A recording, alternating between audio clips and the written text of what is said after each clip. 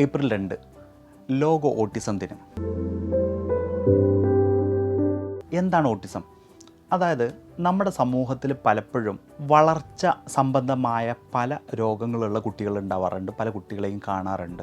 നമ്മുടെ ചുറ്റുപാടുമുള്ള പല കുട്ടികളിലും ചില സ്വഭാവ വൈകല്യങ്ങൾ, മറ്റുള്ള ആളുകളുടെ കൂടെ ഇടപഴകാനുള്ള ബുദ്ധിമുട്ടുകൾ, സംസാരത്തിലുള്ള ബുദ്ധിമുട്ടുകൾ, ചില പ്രത്യേക കാര്യങ്ങൾ മാത്രം വീണ്ടും വീണ്ടും ചെയ്തുകൊണ്ടേയിരിക്കുക, ഇങ്ങനെയൊക്കെ നമ്മൾ കാണാറ്. ചിലപ്പോൾ നമ്മൾ പറയും അത് ആ കുട്ടിയുടെ അങ്ങനെയാണ് സ്വഭാവം, അല്ലെങ്കിൽ പല പ്രശ്നങ്ങളാണ്.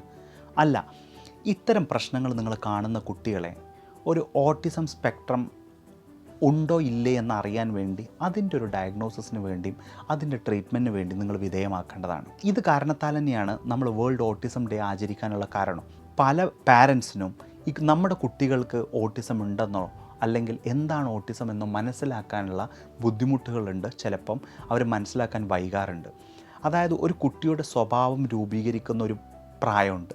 അതായത് 12 വയസ്സിനും 14 വയസ്സിനൊക്കെ ശേഷം നമ്മൾ പിന്നെ അവരെ ചികിത്സിക്കുക അല്ലെങ്കിൽ സ്വഭാവത്തിന് മാറ്റങ്ങൾ വരുത്തുമ്പോൾ ഒരുപാട് ബുദ്ധിമുട്ടുകൾ, അല്ലെങ്കിൽ നമ്മൾ ഒരുപാട് പരിശ്രമിക്കേണ്ടി വരും.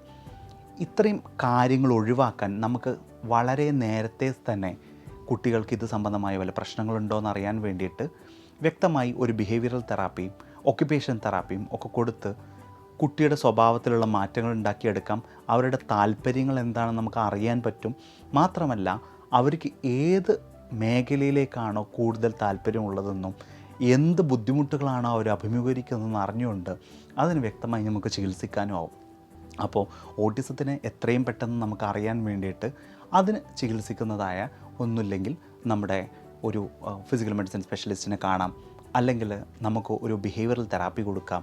ഇത്തരം ചികിത്സകൾ എടുത്തതിൻ്റെ ശേഷം വ്യക്തമായ അതിന് ചികിത്സയും അതിന് തെറാപ്പിയും കൊടുക്കുകയാണെങ്കിൽ നമുക്ക് ആ ഘട്ടത്തിനെ മാറ്റിയെടുക്കുകയും ഒരു കുട്ടിയുടെ ജീവിതത്തെ തന്നെ നമുക്ക് മാറ്റിയെടുക്കാനും സാധിക്കുന്നതാണ്.